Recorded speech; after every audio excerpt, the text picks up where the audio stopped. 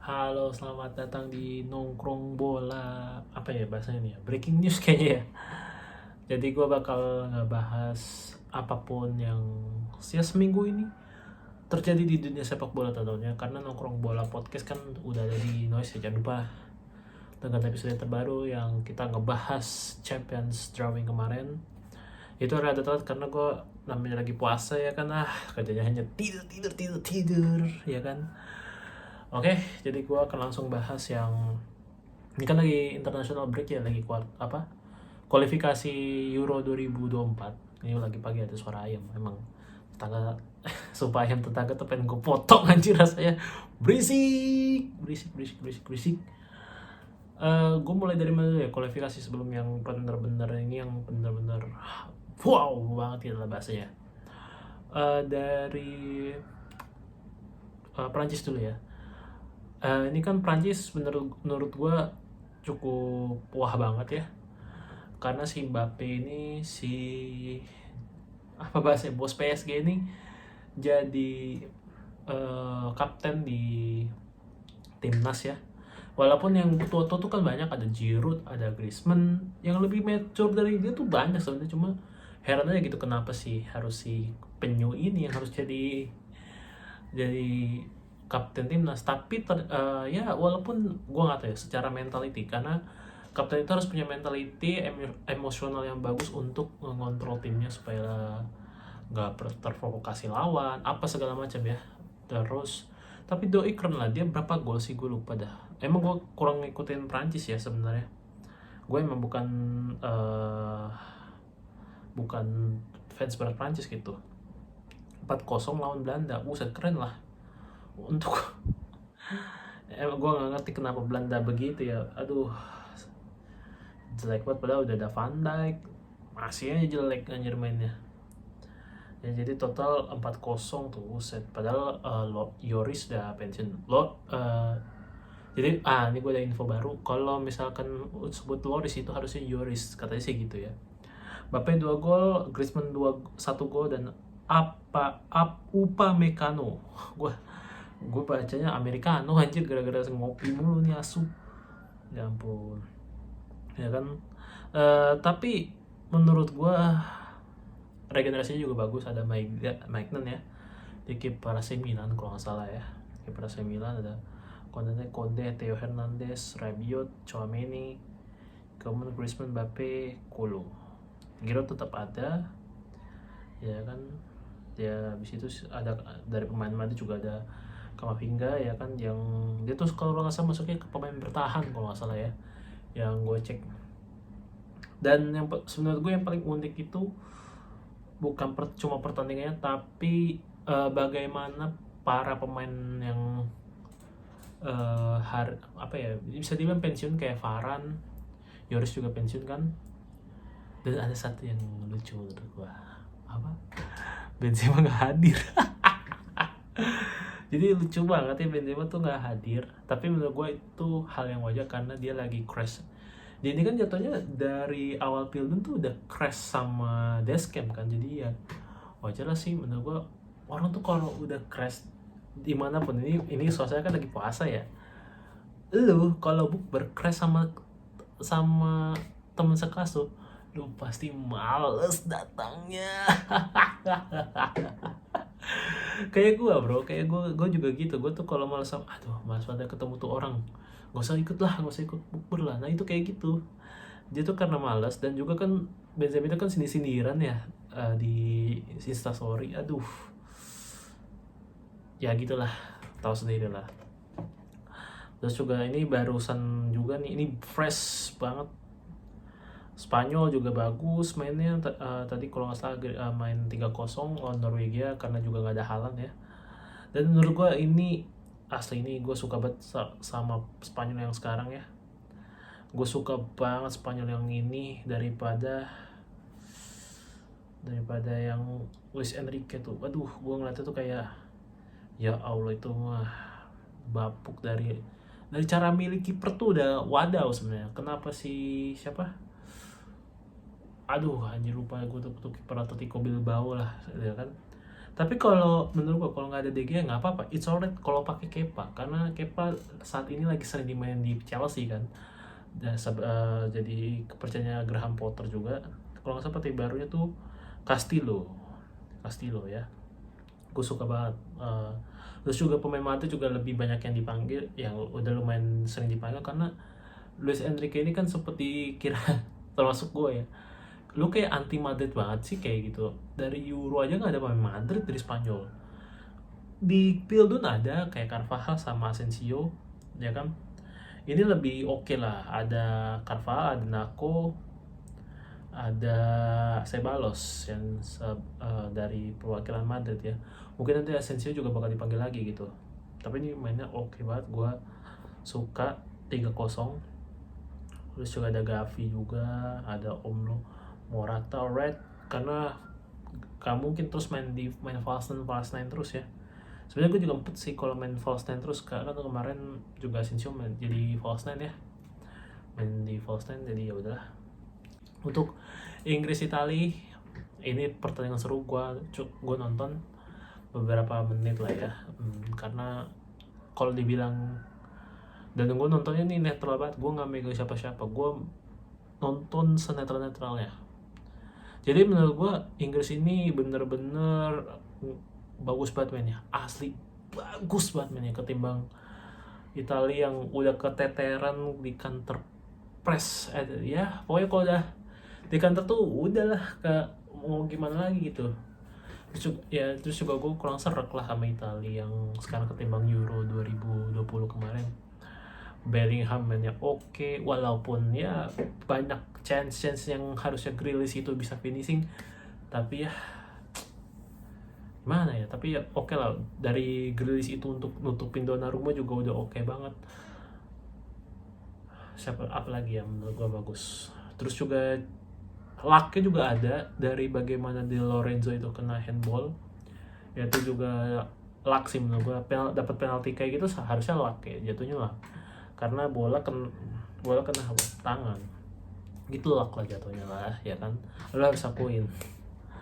Terus apa lagi yang menurut gue keren ya, itu aja sih menurut gue. Pokoknya Inggris bagus lah buat Euro nanti. Kita lihat aja apakah football is coming home or not, atau Italia juga bisa bounce back lagi untuk meraih juara beruntun di Euro 2024, kita nggak tahu ya. Langsung aja kita ke paling wahnya ini, sangat amat no win no rain, tiba-tiba Nagelsmann dipecat coy. Itu bener-bener hal yang paling mind blow lah bahasanya, anjir. Nagelsmann bagus cuy, kenapa itu dipecat, anjir. Itu jadi perbincangan di circle gua ya, karena circle gua juga lebih sering aktif bahas bola coy. Jadi kalau menurut gua campur tangan pemainnya itu menurut gua cukup rada-rada toksik ya menurut gua, termasuk Neuer. Jadi manajemen Munchen itu, manajemen Bayern itu kenapa nggak iyain pemain gitu? Anjir, dengerin dulu. Maksud gue ini kan nggak beda jauh sama Paris Saint-Germain anjir. Kalau power pemain tuh lebih besar daripada manajemen. Oke, manajemen ngasih fasilitas, tapi kan maksud gue kok lu langsung ciut gitu di kritik kalau Nagelsmann bla bla bla bla, udah gitu dipecatnya. Wadaw, nih Nagelsmann lagi apes-apesnya lah. Dia tuh kalau nggak salah lagi main ski, terus juga bonusnya dia diputusin ceweknya. Aduh, lu bayangin ya. Lu diputusin cewek lu, aduh aku akan healing main ski, tiba-tiba dicat. Nagelsmann, Anda dipecat. Healing macam apa ini ya, jadi sulit kan, jadi double hancur gitu.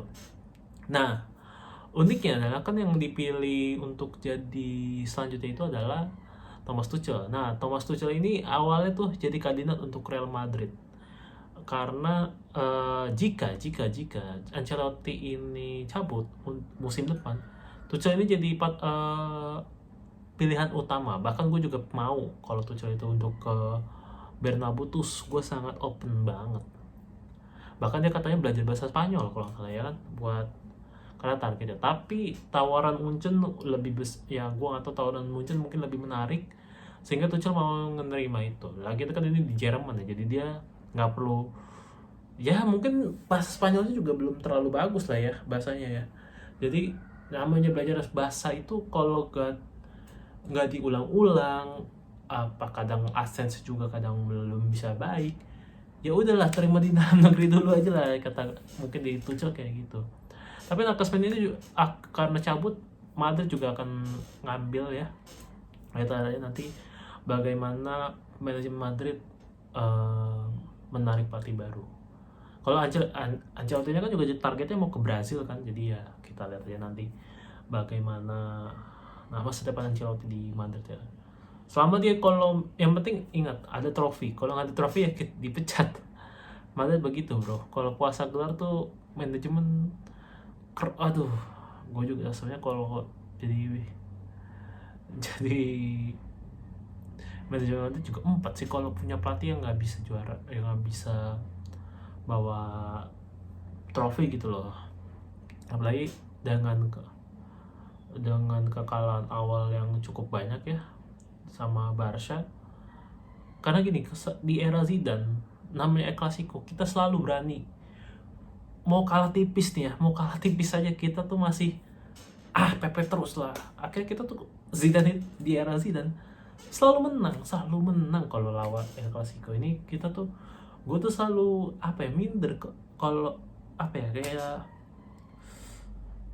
aduh gimana sih ini, aduh pokoknya pusing banget gue kalau di era Ancelotti itu kalau El Clasico. Tapi kalau era Zidane tuh gue tenang banget, bahkan lebih kalem lah. Ya udahlah, tapi gitulah. Tapi menurut gue kita lihat juga Tuchel nih kayak gimana, karena menurut gue nih yang paling krusial ini bukan di Bundesliga itu kan cuma beda 1 poin sama Dortmund. Tuchel itu gue pengen penasaran di Champion, karena di Tuchel kan juga harus butuh adaptasi juga, taktik yang muncul tuh cara mainnya kayak gimana ya. Terus juga walaupun punya ini lawan juga City, City juga lagi up banget dan lagi ngeri. Jujur nih kalau perempat final ketemu Madrid, gue bakal ciut banget, asli gue ciut banget. Tapi untuk lawan Chelsea mungkin gue lebih, nggak cuma tapi gue lebih tenang banget, tenang semua pasti kita bisa hadapin. Kita punya pengalaman Chelsea dari 2021 sampai 2022, kita masih bisa ngelawan, walaupun paling bagus di 2022 ya. Yakin aja pasti bisa menang, tapi jangan terlalu takabur lah, jangan terlalu jauh jumawa. Dan untuk Tuchel ini balik lagi bahas Munchen ya, dan menurut gue buat Tuchel ini masih ya chance dia untuk balikin Munchen ke ke Bundesliga masih ada. Tapi gue sebenarnya kurang mau ya kalau Munchen itu juara lagi di Bundesliga. Gue pengen lihat Dortmund sebenarnya juara lah, karena ya bosen gak sih kalau lihat Bundesliga itu kan jatuhnya liga petani ya, nggak ada interestnya sama sekali. Ya udah kasih chance aja lah buat Dortmund gitu. Yang penting Dortmund tuh bisa konsisten, dan Dortmund kan juga nanti musim depan juga bakal down lagi karena banyak pemain yang bakal bukan dijual. Terutama Bellingham itu lagi diincer-incer besar sama City dan Madrid. Jadi kita lihat bagaimana nanti Bellingham akan cabut juga. Tapi bagi gue Tuchel bisa lah ya, punya pengalaman sama City. Dan gue harap sih juga Munchen menangnya jangan pakai faktor lah kayak. Karena jujur si Tuchel ini kan disebut kepala batu juga, rada-rada ngotot. Nanti juga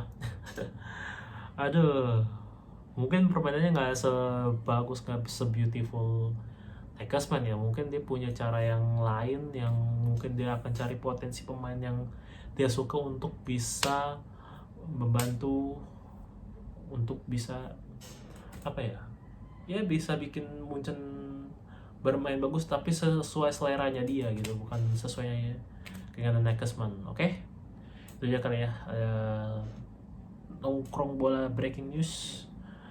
See you, salam olahraga.